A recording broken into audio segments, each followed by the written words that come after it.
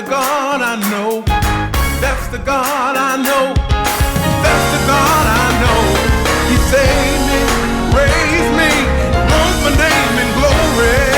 That's the God I know. That's the God I know.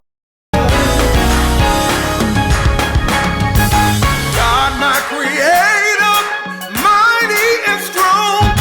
God that forgives me and keeps me from all harm. He heals, delivers, set the captives free. There's the God I know. There's the God I know.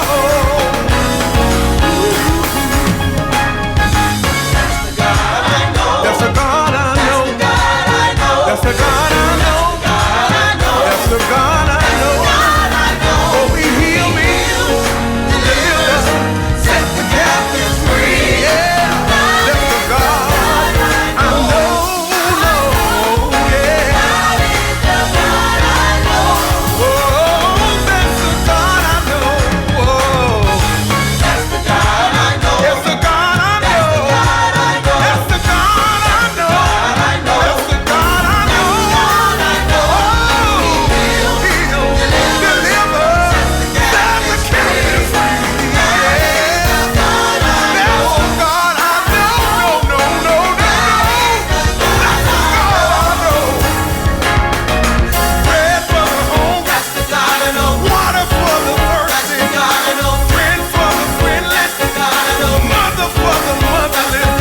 Bread for the hungry. That's the God I know. Water for the thirsty. That's the God I know. Friend for the friendless. That's the God I know. Mother for the motherless. That's the God I know. Bread for the hungry. That's the God I know. Water for the thirsty. That's the God I know. Friend for the friendless. That's the God I know. Mother for the motherless. That's the God I know. Bread for the hungry. That's the God I know. Water for the thirsty. That's the God I know. Friend for the friendless. That's the God I know. Mother for the motherless. Oh, that's the God I know. That's the God I know. Doctor in a sick room. That's the God I know. Lawyer in a courtroom. That's the God I know. Friend for the friendless. That's the God I know. God of Abraham. That's the God I know. That's the God I know. That's the God I know. That's the God I know. That's the God I know. He healed the sick. That's the God I know. Heal, deliver, set the captives free. That is the God I know. That's the God I know. That is the God I know.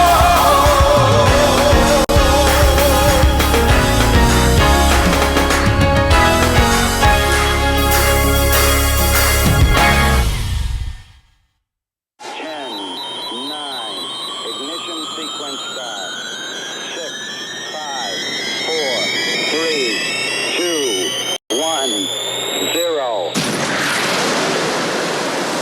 You're listening to Launch with Kim and Dr. Newt on PRAYz.FM.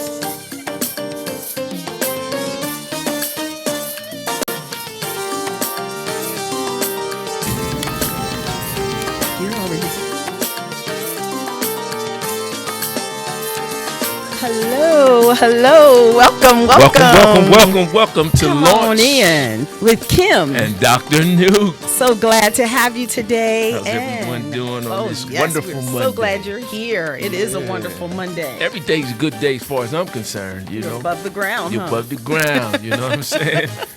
Hey. We're so glad to have you all back, and we just want you to come on in the room. Trying to start my little party here so I can have my watch party with my friends back home. And Mine's in. working. I don't know how. For some reason I do something wrong. I'm winning this time, y'all. I'm winning with this thing. She usually wins. I'm winning this time, y'all. Well, go on and win. I want you to rub it in all on the air. I don't get too many wins, so I'm going to savor this one. Go on and say Welcome you guys that have logged in so far. We have a few people went live. I can see them. Thank you for logging in. B. Mitch, Mr. Brian has a podcast called Truth Be Told. Be told. Truth Be Told, you should check it out, especially if you're a millennial. He hits some very hot and controversial topics. I see my daughter, Tori Dorn, writer. She's in the house. Thank you for logging in. Ed Bay's on the line, Kim. Well, hi. I'm Ed sorry Bay, I can't see you because my thing is not working today. I'm not sure what's going on with it. Thank you guys for coming in. Listen, we have a very special show for you tonight. We've been talking about pursuing your purpose. We did a series on that. And we'll tell you just a quick review of some of the things we talked about in the first few episodes. But today we have a very special guest. He's my special guest. Okay. Okay. No, it's okay. I'm just joking. He can be our special guest. But we have a gentleman by the name of Calvin Weary. Yes.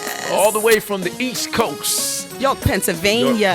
He's going to share some stuff with us. Yes, of Weary's Art. Am I saying it right, Calvin? Weary's Art Group. Or Weary Arts Group. Arts Group. Okay. Arts Group, right. Listen, we're going to talk a lot with him today. He's got a lot of things that he's going to share with you. We're going to have a billion of questions to ask him. I don't know if we'll get them all in at this time, but we're going to get it done. Did you want to say anything else before we get started? Yeah, so let's do a real quick review. Okay. So you guys, because once Calvin gets rolling, I know it's going to roll, and I don't want us to lose scope of the purpose of our whole series here. We talked about pursuing purpose is what we named this. So today, and again next week, just like last week, we had an interview of a live person who's launched some things, and that's the life application of the principles and the laws and the things we've been talking about. Right. So remember, we shared with you at the beginning the origin of your purpose, where it came from. We call that your Jeremiah 1:5. Right. We said everyone has a purpose. Everything on this planet has a purpose, and we told you the principles of that purpose are, first of all, that you have one. Second of all, is that it's to solve a problem or a solution or an answer to a thing. And because the third principle is because it's an answer or a solution, then it's a target for attack. Right. So that's when we told you that if you have a purpose and you're operating in it, you can expect haters. Definitely. Purpose can't happen without haters. You have to have that enemy. That enemy is the person that's trying to stop you from accomplishing your purpose, and that enemy is actually what stands in front of the door. I text my kids this morning telling them this. When you see an enemy, you should get excited because that means he's standing in front of your door of opportunity. Right. The enemy doesn't stand behind the door. That means you're already in opportunity. He's standing in front of it. So when you see an enemy or you meet opposition, you should get excited because that means opportunity is there. And don't focus. Figure it out. I'm sorry, but don't focus on the person because that's not what this is about. We're talking about the spirit in which the enemy is coming, or the thing, the opposition is coming, not the person. Right. So we talked about those things, and the fourth, I think, principle of purpose we shared with you is that you don't have to be perfect. So you don't have to wait till this is in place or that is in place, or you have this, or you're good at that or good at that. You just have to be compliant.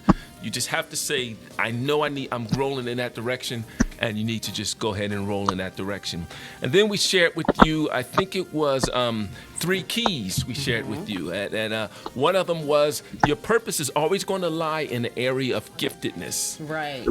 So an area where you have a natural gift, or the second one was an area where you find yourself always thrusted. Right, where people find you and they know you for that particular gift. Even if you're not even trying. You're not even trying to be the singer. They call you up to sing because it's your gift. Or you're not trying to be in leadership, but they see that quality in you. So you always get thrust in that area.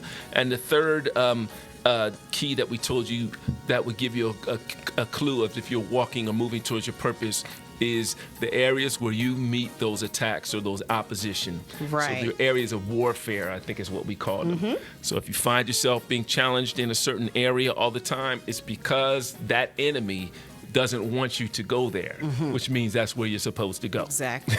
All right. Definitely. And then we shared, I think, 6 things that you could do. And then we won't go through all of the 6, but it was 6 things you could do so you can maximize the attacks of an enemy. I think the first one was be prepared. Right. There's opposition's coming. Yeah. Don't be startled Don't be by surprised. You know, so if you were logged on for the last few weeks, you'd have heard those. We're not going to go through each of them today. If you want to catch them, you can catch them on YouTube for the playbacks, either YouTube with FM PRAYz FM. Is it PRAYz FM? PRAYz.FM for the YouTube piece, or you can go to my YouTube page is A Minute of Medicine for Your Mind, where we can link you on there as well.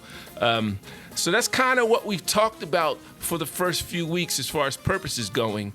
So Mr. Weary, he's going to share some of his journey and how he has been a launcher and we want you to, as he's talking, see if you can connect the principles that we talked about along with his experiences, so you can see another aspect as far as a life application, as far as launching yourself into your purpose. Right. But he's going to focus more on using your gifts to inspire change in the community. Right. Is that right? Exactly. Just really quick, I want you to think about it when Calvin is sharing how you use, and I call them your 5 smooth stones. And you may have more, you may have less, but using your stones, your gifts, the things that you are using to help you to launch forward. Think about how you're doing that in your community. So my cousin Calvin Weary, and yes, I'm claiming him, that's my cousin. Calvin Weary is on the line, and we're going to start with Calvin just telling us a little bit about yourself, Calvin, where you're from, your family, your job, your hobbies, your business. Come on and tell us a little bit about yourself. That's just a little, right? Start with a little. Oh, goodness. Well, I am Calvin Oliver Weary II. I live in York, Pennsylvania. I was born in Brooklyn, New York, but did not live there long. I am a Yorker, not a New Yorker. Went to a private school, went to York College of Pennsylvania, and that's it. No, I'm just kidding. But, you know, along the way, I have a huge family that loves the arts. My cousin Kim included, grew up just being drenched in it. Yeah. You know, from my mother, who, you know, had me seeing Broadway shows from age 2, which is literally the show that I do every year. It's my annual show, is The Wiz. That's the Broadway show I ever saw, and I've done it 7 times at this point. You know, going overseas, Japan, Kuala Lumpur, Penang, Bangkok, Singapore, singing with the Pennsylvania Bastards of Music. You know, playing in a rock and roll band for 14 and a half years. You know, toured with them, Eden Park, and made some albums. But most importantly, you know, it's been the teacher of theater. I've worked in the arts my entire life. I've had a couple of little Joe jobs along the way, but I've worked in the arts my entire life. And most of my most lucrative jobs. I say that for a reason, because a lot of our children are told they have a dream to be in the arts, that they need to find something to fall back on, because, you know, of course, that can't be a thing that will work. Right. And you know, if that is your thing, right, and then someone constantly telling you that your thing will never work. Wow. Well, when you go and do something else, I just believe that the fire's not there. Wow. You have multiple things, but just that one thing that you thought was yours, so many people tell you there's something wrong with having that love. The thing that we spend more money on entertainment than anything else in this country, except for maybe healthcare. Yeah. And quite honestly, we have the healthcare because of the entertainment. So the truth of the matter is, being able to explore my love of the arts and being able to help other people to explore it has been a life's blood for me. So I was a teacher for 14 and a half years. Yeah. I'm currently the CEO of the Weary Arts Group, Whoop, whoop. the collective of artists, actors, dancers, singers, musicians, fine artists that all work together. I'm the medium. I get them from one place to the other. So we have contracts in different schools. We have contracts with different health organizations. We write original pieces. We also do scripted and licensed pieces. We get commissioned to create things for people. Sometimes we just sit in a circle and help people work out their own plays and scripts. You know, we'll bring people in to do that. So Everything art, every single day. Everything art, every single day. So look here, you guys heard it. Now, Calvin, you're known around the county as the performing arts guy. I mean, that's basically, everybody knows Cal. I'm one of them. It's fake it till you make it thing, right? I mean, at this point, I faked it so long, I definitely have made it. But I look back on the years when, that's one thing you're always doing as an artist. There are people who have a lot of letters behind their names. Nothing against you, Newt. There's some of us that have a lot of letters behind our soul. And I have my degrees and all that stuff. But I'll be honest. The time put in the inner city, working with the kids at York High, forged me into who I am. I've worked with kids all over. Right. So but the time at York High did it. Yeah. I'm going to talk about that, but I want to ask you a little bit. You mentioned that your mom was one of the ones that got you involved in theater. And right now, she's here. Look, that's my auntie. I'm currently in what's called Strawberry Square in Harrisburg. Wow. Oh, really? Okay. So in Strawberry Square, there's a school of the arts called the Capillary School of the Arts. Last year I did the show Hair with them. My son graduated from here last year. Now he's in New York.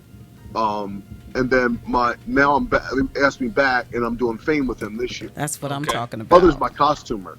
So, she's 69 years old and she's still costuming shows since she's been putting them on my back since I was 2.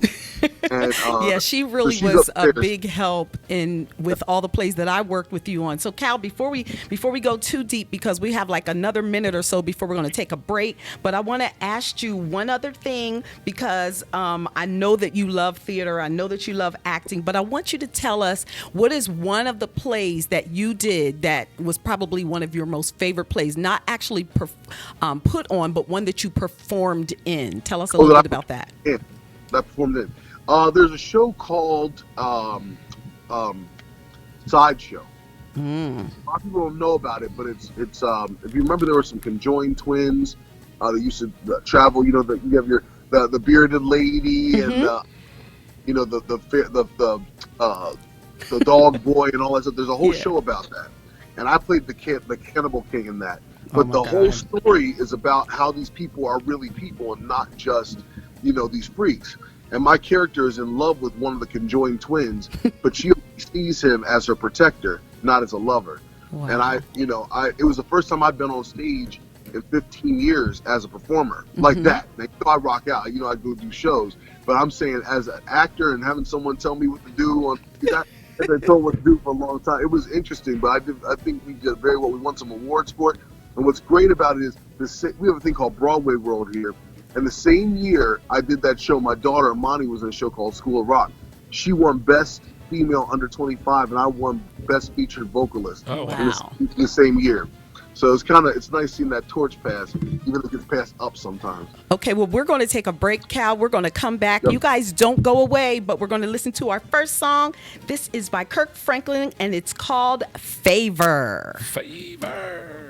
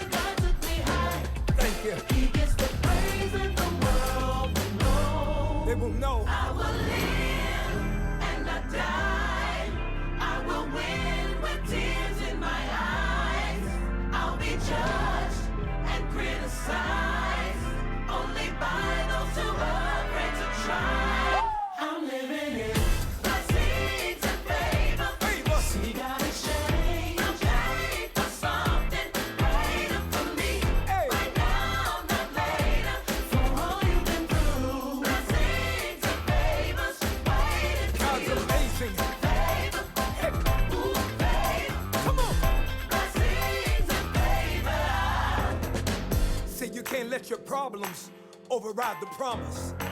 And don't let your feelings dictate your faith. Come on.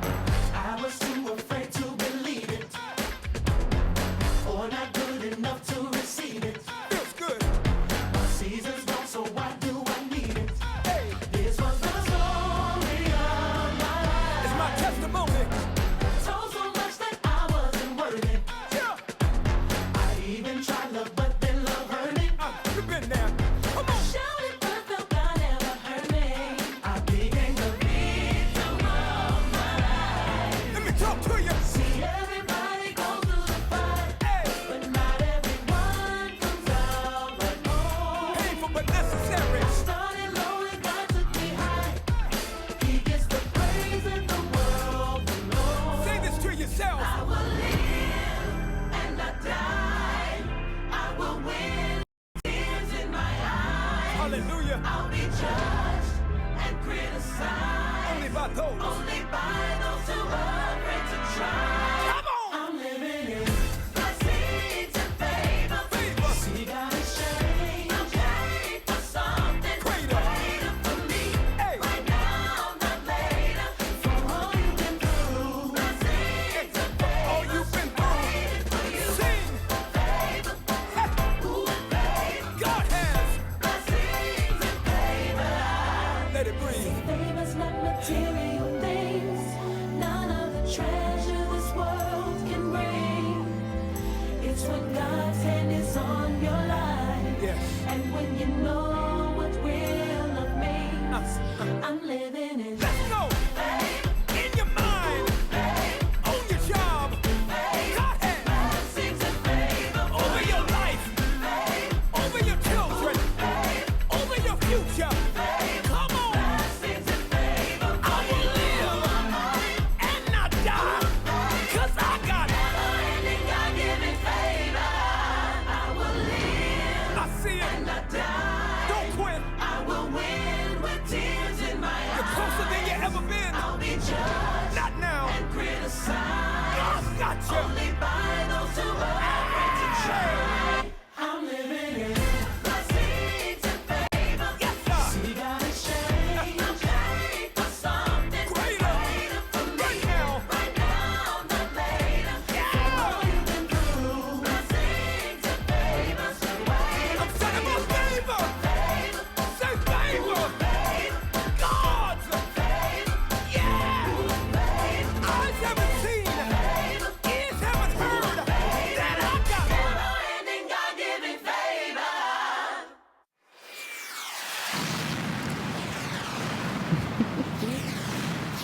You're listening to Launch with Kim And Dr. Newt on PRAYz.FM. Welcome back. Welcome Welcome back. to Launch With Kim. and Dr. Newt. As we talked to you earlier, we told you that we were interviewing Calvin Weary, and we're talking about using your gifts to great- inspire. That's the the great great Calvin Weary. to inspire community change. And Calvin shared up so many things that he does in the city of York, Yeah. and in the not just the city, but in the county of York, and now outside in Harrisburg and other places.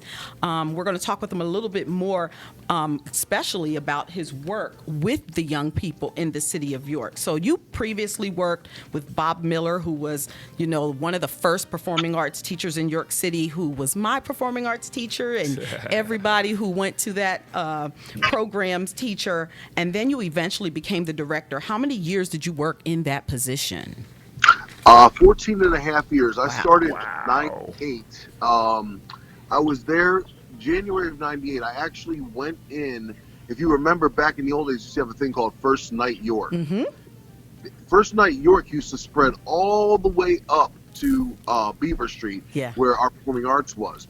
And we would go up to performing arts, and I would go in, and the kids would be doing their thing up there, And I walked in after going off to college. College wasn't working out for me, mostly because I was touring too much and I wasn't spending enough time in class. I walked up to Bob and I said, Bob, I just lost a job. I think I actually probably just got kicked out of school. Here's that rags and riches story. Got kicked out of school. And I was like, can I just come in and do a clinic, like teaching how to write a song or something? Yeah. And then Bob was like, yeah, come in on Monday. Mm-hmm. And I never never got out after. I'm telling you, I walked in there on a Monday. Bob had me working with the kids. I was terrified. That first half a year, I had an afro and lamb chops down to my lips. Those kids looked at me like I was from another planet. In fact, there's actually a video online of me on my first year.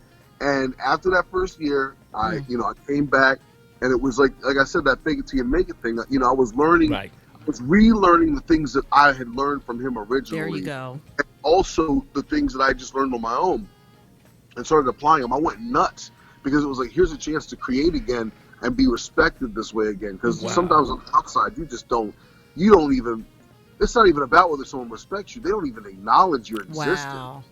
So going back there was a good thing for me. And then I realized, I was still playing with my band and still doing other stuff, still going out for auditions. Mm-hmm. But there was happening. It was almost like the weight started going towards creating with these kids and kind of going away from creating in other ways. It became more fruitful for me. So there just came a point where someone I was working with, someone we all love dearly, but she's real sharp with her tongue. She made a comment. She said, "We're all expendable." I said, "What do you mean we're all expendable?" She said, Bob's in charge and we're all expendable. And so, it happened. Wow. 3 years after that comment was made, I was head of the department. Wow. Yeah, I was there. Not that I pushed anybody out, but what I'm saying is, like, I recognized that I didn't want to be expendable in a place that meant so much. Oh, that's good. That's good. And I really started working a lot harder towards what that would become. So that's good, Cal. That's good. That talks about that favor as well, Newt, and the opportunity. You took an opportunity, just walked in. Right. And that's the thing that we're talking about. Mm-hmm. Creating something for yourself, launching something. Right. That's what you did. So that person that said that Cal's expendable, or everyone was. Mm-hmm. By the definition we gave, is an enemy. Mm-hmm. Because we said an enemy is anyone who would stop or hinder or block the purpose that you're growing, not knowingly or unknowingly. Mm-hmm. But Cal seems like he took it and it motivated him. Exactly. Oh, yeah. So Cal, I talked to Newt today, and I was talking about how you always had a team of people that came into the school to work with the students. Yeah. But then you taught the students to run the show. And I was wondering, do you still have any of those students that are working with you now? Oh, wow. So check this out. There's always kids who come and go. Mm-hmm. Some of my best, if you remember Theo Fogelman. Absolutely. Theo's out in New Orleans. He runs theaters down there now. So he kept running. Katie up in New York. Kat. Mom now doing theater. I have a number of people. Janae Elliott. Tony Price. Tony, I was talking about her today. Yeah. Oh, wow. Yeah, she's Tony Strange now. Mm-hmm. And her and her husband, they're actually the music director and stage manager for Fame right now. Wow. My family stretches very far and wide. And here's what I love the most about it. I trained these people. Some of them went off, then they came back and they worked for the company or they worked with the company because we're a collective. They're subcontractors. They're their own bosses. I'm not their boss. Right. I just make sure they get where they need to go. But I trained them. Then they went. The best story ever. Last year, one of my guys, a guy named Manny Tolato, he actually went to New Hope Academy Charter School, and then when it shut down, he ended up back at York High. So he ended up back in our old space at York High. Wow. And I wasn't teaching there anymore. So he's now the theater director at York Academy. Uh-huh. Last year, he directed his first show, which was a bilingual version of Aladdin. Wow. On the stage, his teacher wasn't me. His teacher was Dante Strange, who I taught. And my teacher was Bob Miller.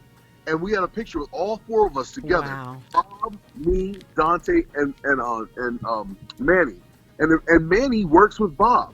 Bob still works with us. Bob's darn near 8 years old. We just saw Bob today. Wow. So what I'm saying is like that legacy, the fact that I have kids who still, I'm not even kids, they're grown adults who are coming back and still working with us. Charissa Moy, if you remember Charissa? Yes, Charissa I do. is the music director right now for Bring It On over at York Tech. She's driving down from D.C. every weekend to teach the kids the music. Wow. It's not just a love for the arts. It's a specific love for what happens in York County with the That's arts. it. There That's you what go. we're There you talking go. about. That's And what we're not talking just not even just the arts. Let's just look beyond that. The lives that you are touching in the community, how you inspire change, how you encourage young people to push forth for their dreams. This is one of the things that I really wanted to talk about, because I think about the community and I see all the different things that's happening, and we're going to talk a little bit more about that later. But I just want to stop right here, take a quick little break, and we're going to talk a little bit more about how you touch lives. Right now, we're going to hear a song from Tasha Cobb, "No Longer a Slave." Purpose. And we'll be back.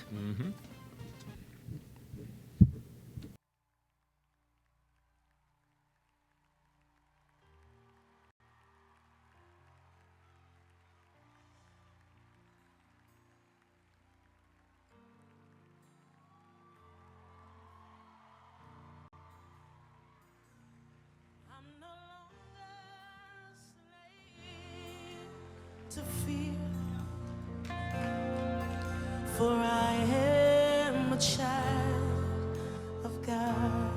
Let's raise that loud, say, I'm no longer a slave to fear,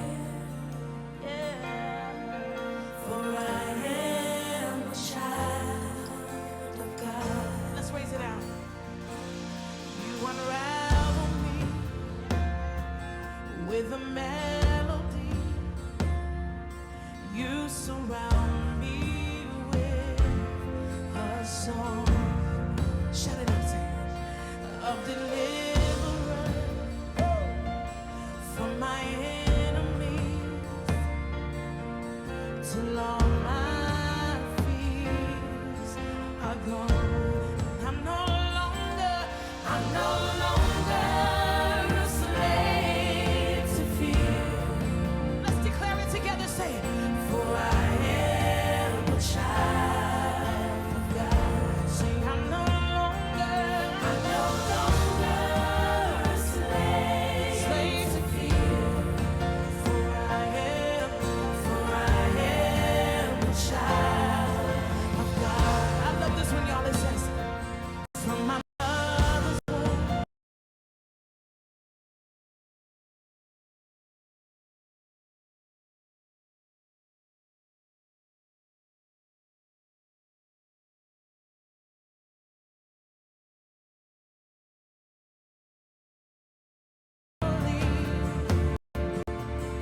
Your blood flows. Say, from my mother's womb, you have chosen me. Your love has called my name, and I've been born again. To your family. Now shout it out. Your blood flows through my veins. I'm no longer a slave to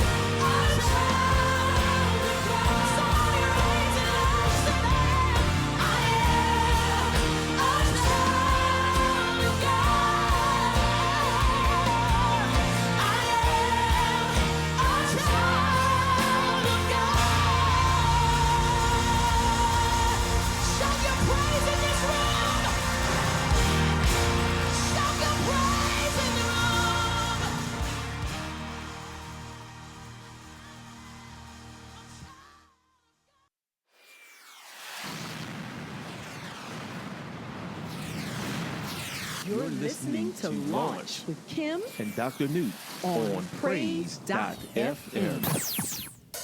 Hello. We are back. Welcome back to Launch, everyone. This is Kim. And Dr. Newt. We are interviewing Calvin Weary. And Calvin is just sharing all the wonderful things that he is doing in the community. And my question to you all who are listening, what are you using your gift to do in your community? Yes. We all have a responsibility. It's not just something we want to do. We have a responsibility to do something with the gift that we have been given. So I'm going to ask Cal a few more questions because he has worked with so many young people. He's done so many things in the community and even reaching outside of his community. So Cal, we usually see you on social media, and I know that you are moving your theater performances around. I think it was a few years ago I saw that you were performing in the park. Can you tell us a little bit about why you made that decision to go outside of the building? I do the Wiz every year. Mm-hmm. And we connected with some folks in an area of York we call Weco now. It's the west, and they do a thing called Creek Fire, and that's the last Saturday of every month. So they set some little bonfires out on the water, and people sit down and they usually watch a band play or whatever. And I got this idea. I said, we take the Wiz to a different place every year, and so we decided to take it out there one night, and I really wasn't thinking through just what, you're bouncing around with a show like that.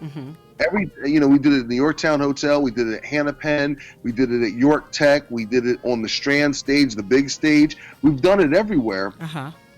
And when we did it outside there, the one thing that we never were able to do was really do it for free. Right. And when I mean free, I don't just mean free of money. I mean free of all the encumbrance of the stage, of the regular stage. So what we were able to do is put it outside there. We use the elements. The sun going down is what's happening during the show. During the show, when you're sending, the into what Oz is. Whole families that have never been able to see a musical are now able to come out and see the Wiz. And it's because of family. Perfect, because was it right on Kings Park? We're at Foundry Park, right by the water. Oh, Boundary Park. I think what I like about that was that it was outside, so that people from that community could come out and introducing them to something that they've never seen before. Something new, something they've never experienced before. Exactly. And 2 years ago, we did it with a live band outside. We did it with recorded music this last year, just because we had so much stuff going on, but we're going to go back to the live band again this year. And I think what we're going to do is, I'm pretty sure the day before, we're going to do a great big talent show and let people come up and sing and dance and act, and then we invite them back the next day to come and see the Wiz again. So the idea is, I'm sorry, go ahead. No, I was going to say, the idea is give everybody an opportunity to show their talent, and then come on back and watch some of our kids, because what we do is we do a camp. That's what I wanted to ask you about. Yeah. Right. So we have a Wiz camp, and we didn't do Wiz camp last summer. We just did the show, and we did our regular camps. And I realized we lost something not having that Wiz camp, because there's something about a kid coming in for 2 weeks. There you go. And learning that whole show in 2 weeks, and then getting to do a professional, an amateur professional show for their family. Their families are blown away by that, because they know they were only there for 2 weeks, but it's 2 weeks from 8 o'clock till 3 o'clock, sometimes till 4, every single day, and pushing them to learn the Munchkin parts, to learn the townspeople. Some of the small parts.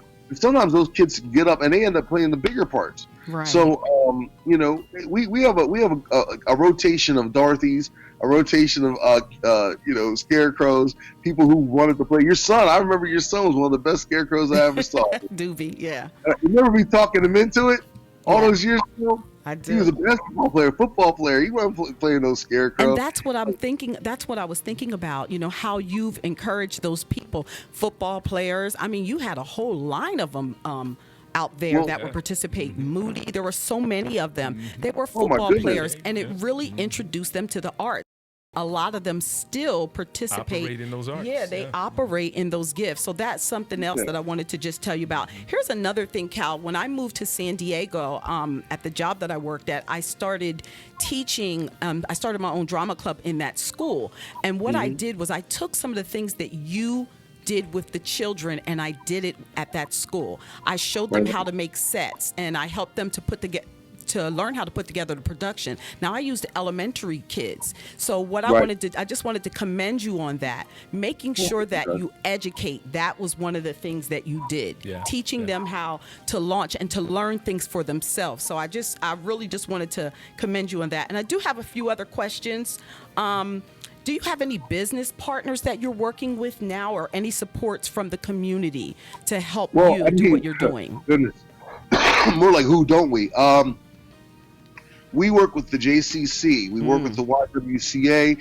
We work with the Revolution baseball stadium. I'm sorry, baseball team. Oh my goodness, baseball team. We work with Capillary School of the Arts in Harrisburg. We work with oh my goodness, I'm trying to bring them all together. Wow. Cultural Alliance. Gosh, there's so many partners, and here's how it works. Like literally, like I'll get I was president of the York Youth Symphony for years, so I had a relationship with the York Symphony Orchestra. Just went and did some work with them. We work with Wellspan. If people know what Wellspan is, maybe not out there, but I know some folks who listen to this, they know Wellspan. We do original pieces with Wellspan. In fact, next week we're doing one where we take actual cases and we turn them into small plays, vignettes, monologues, and help with mental health awareness. Anything that has to do with the art. Oh my goodness, WAG Music run by Rod Gels. He's doing stuff with Penmar, people with special needs. Has them on stage playing instruments.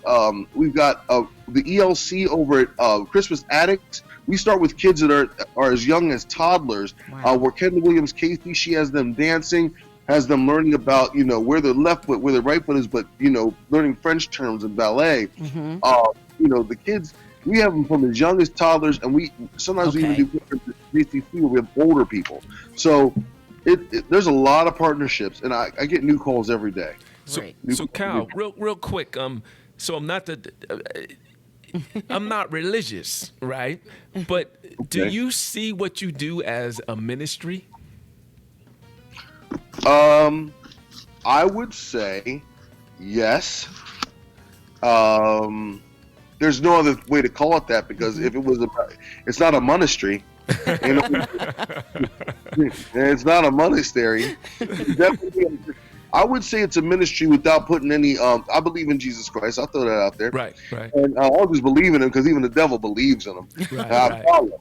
But I make my mistakes. I'm a human being like anybody else. Right. It's never been a mistake to do this stuff. This was. I had opportunities to do things that would have really built my ego up. Right. I used to jump off stages and headbutt little kids and not little kids. Don't get me. And had a good time with rock and roll, and I could have really, really, really been a lot more in that. And there was a time when that fork in the road was there, and I really was trying to go the other way, and something just always pulled me back to working with the kids. Right. Community. There's that giftedness. Wrong with anybody else do something else. I'm not against the people who went there. I got a lot of friends who got platinum records, I'm not mad at them. I'm not mad at them. Not at all.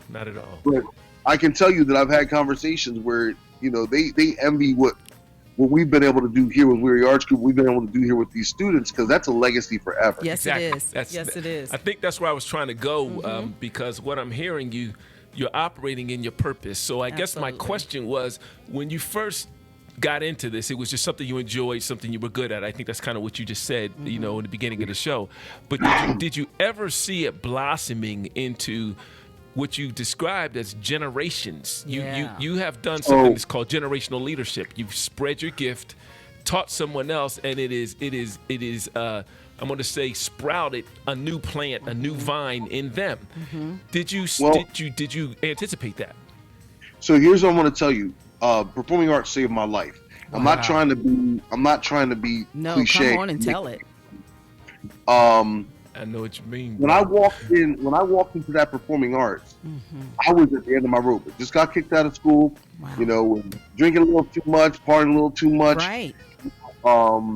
Being there and having to be there for those kids every day helped me clean my act up. Wow. That's what I'm talking about. You know, who knows where I would have ended up. I mean, it's built into all of us to have some broken pieces. Yes. But especially, I would say, on both sides of my family, there's addiction issues. Right. And I felt myself, I chose to be addicted to the arts rather than be addicted to some substance. Right. And so I would say it saved me. And as far as me helping to create, what did you say, generational, what was the word you used? Leadership, generational leadership. Generational leadership. Well, definitely has happened because, you know, I got one kid in France right now, another kid in New York. Those are my blood children. Wow. And they are leaders, and they are leading in what they want to do with their lives.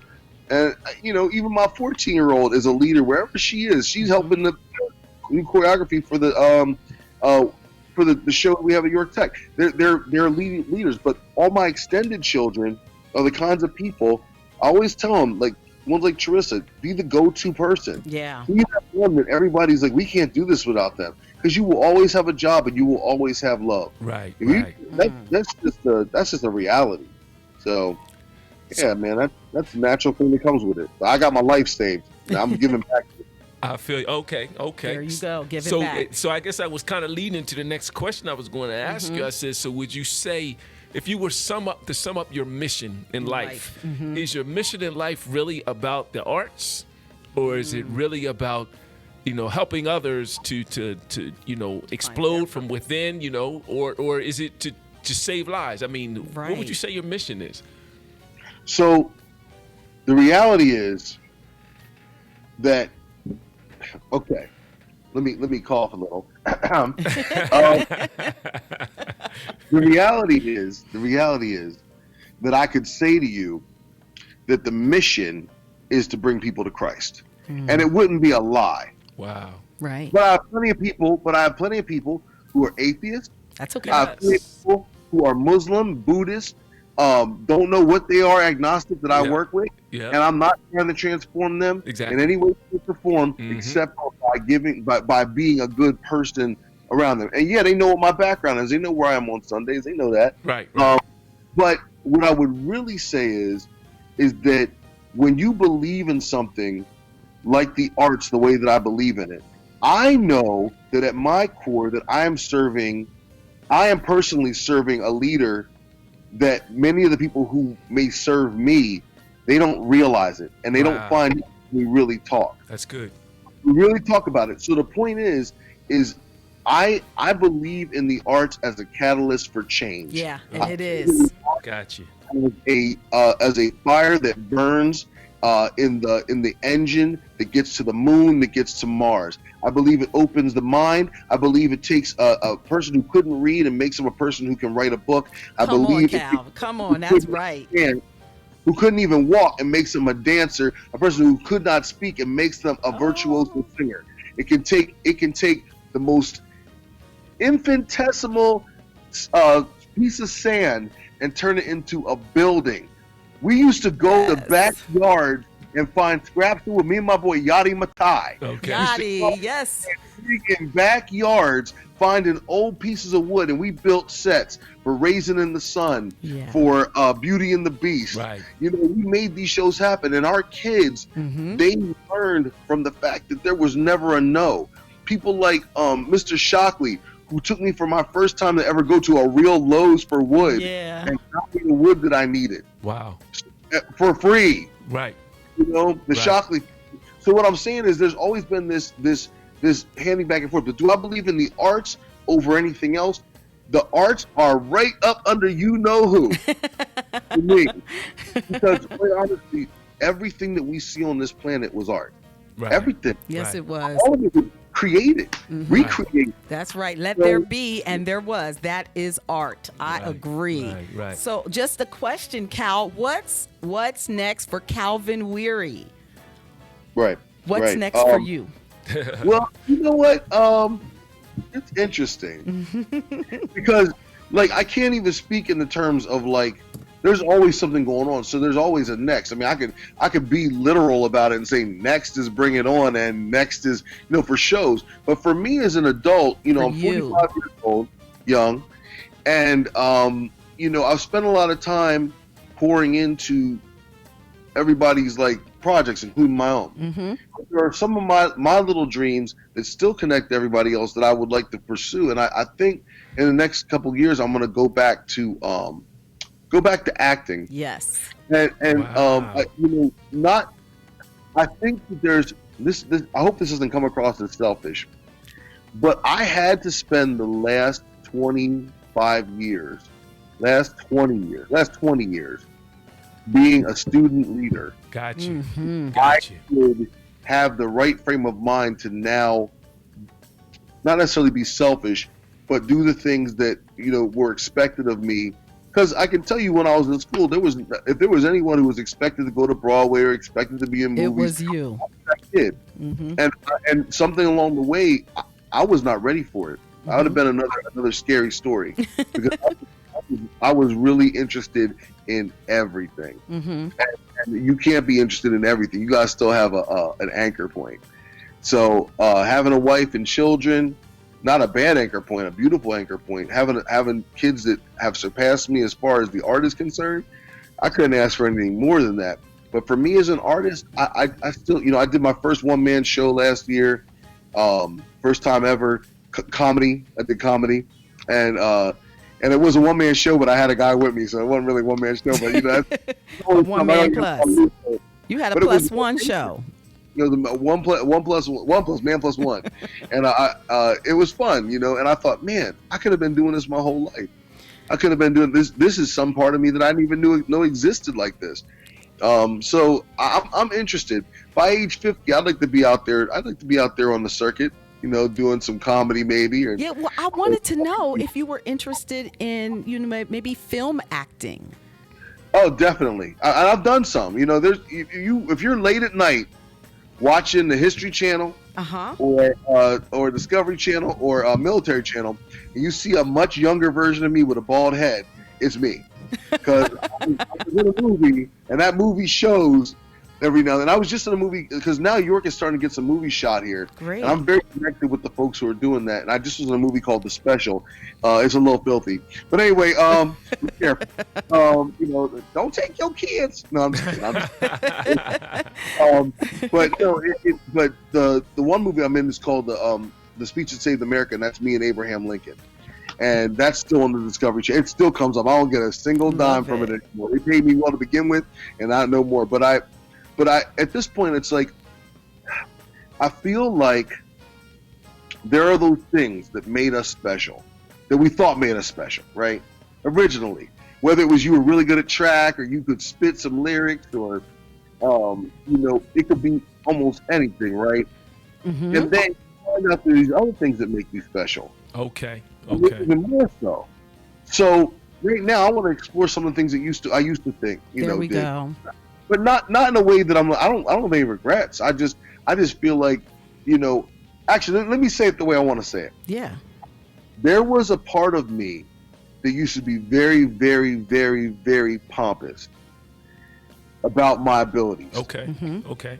And what changed that for me was seeing people, one, who were definitely better than me, and two, people who I could make better than me. Oh, wow. That's good. So that's giving leadership away. That's great. It's just like, when you see that, and I'm going, man, if this guy just had options, I just had some options, he could do anything. And I like the fact that I could be the person to give him the options. So at this point, where I am, I was a very strong person when it was all about me. And I did all kinds of stuff when it was all about me. But I was able to do so much more once I realized it wasn't all about me. Right. And so now I'm at a point where I'm like, now I need to pull a little bit of that back. Okay. Because I've missed out on some, I shouldn't say missed out, but I started telling myself that I wasn't important. Oh. And that was the wrong way. Just because it might be about some other people don't mean you're not important anymore. So I started telling myself that, and I started to see the depression pieces that came into that. Right. you start telling yourself that you're not important. That's not what someone's trying to tell you. Right. Is that you need to be able to help others, use your gifts to help them and to build up others. Exactly. But there's no reason why I should have to put myself down to put others up. Exactly. Right? You know, Colin, it's great that you say that, because one of the parts of this whole series is about pursuing our purpose. Yeah. And that our purpose lies in our gifts. Our gifts are not for us; they're for others, right? But I believe this. Right before we take this break, I believe that that what you're saying. We're not taking a break. It's 7. It's almost 7. Oh, it's time. So we're not taking a break. We about to break it off, right? But I think one of the things I want to kind of follow up with what you just said is that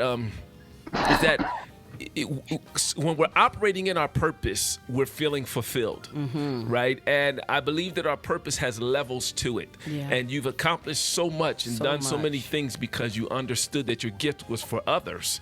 And it began to layer and layer and layer. But I believe that it's not necessarily you taking some back for yourself. I think it's the next door that you're supposed to move and to operate in, and you're feeling that. Yeah. I can't wait to see what's unlocked in the lives of others, because you are going to be obedient to your path and move forward to that next realm and go through that next doorway. I commend you. I commend you. Too. I am honored to know you. You know, and don't and forget we me. Love you. So I got to ask you this: Okay. who's your favorite actor? Oh yeah, you know. Favorite actor. We already know. We think. I'm hoping you're going to say this person, because I'm going to ask you to do an imitation of him. Oh really? Oh no! What's it? You gonna say Forrest Whitaker? Yeah, that's who we thought. Hey, can you do just one? for Just 1 a little second? something. Because we I know you got. guys can't see me right now, but you know. They're trying to kill me. They're trying to kill me. They're punching my face. He's doing They're it. punching my foot. They're trying to kill me. Yes. That is the Yes. Last King of Scotland. Yes. So you can't see the eye. I got the eye going. Yeah, that's what I'm thinking. Yeah. We'll see it on the playback. We'll see it on the playback. I think others on There Facebook you can go. see it. No, you know what though? It's actually Sidney Poitier though. We love Sidney Didn't know Poitier that. too. Okay. Because he was so smooth, you could never take his smooth he was away. smooth. You could. Everybody loves Denzel, but you could never take Sidney's smooth too away. cool. That's true. To But yeah, serve I with mean, love. every role that your boy plays, I could play him. Yeah, I could We play know, him. we know. So listen, Cal, next week, my friend Tamra Hill from Tamra Hill Productions, she's a writer, producer. She's going to be on. She has a film called Never Heard. And Matchmaker, which is coming out. She has a book called Answering the Call to Your Purpose. She's going to be on. She is making films. I want you to tune. I need you to partner with her. Yes. She has she's anointed, she's wonderful. You're anointed, you're wonderful. We love you. We have to end this show, but we want to thank everyone for being here. I want everyone to just send something through to thank Calvin Weary. Calvin, I love you so much. Thank you for sharing. Thank you for pouring into the children of your community. And I'm asking all of you, what are you doing to help inspire the people or the children especially in your community? Ladies and gentlemen, you were at Launch with Kim and Dr. Newt on PRAYz.FM. Thank you, Calvin. Thank you, cuz. See ya. 6, 5, 4, 3, 2, 1, 0. Tune in to Launch with Kim and Dr. Newt Mondays at 6 p.m. on PRAYz.FM. All right. So anyway, my drummer came to me and said, "Sing this scripture." And then the scripture was Proverbs 3. And I just looked at it, and then I started going.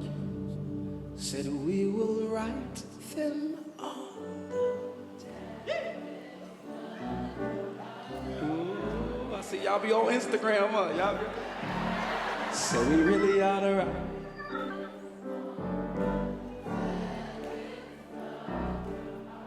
Okay, let us sing the song, all right? Come on, let's go for it. We gotta find some energy. Come on.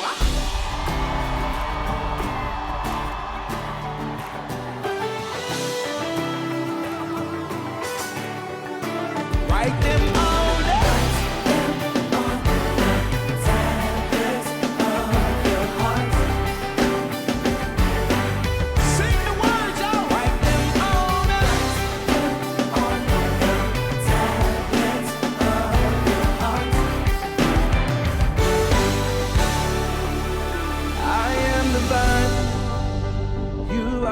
branches.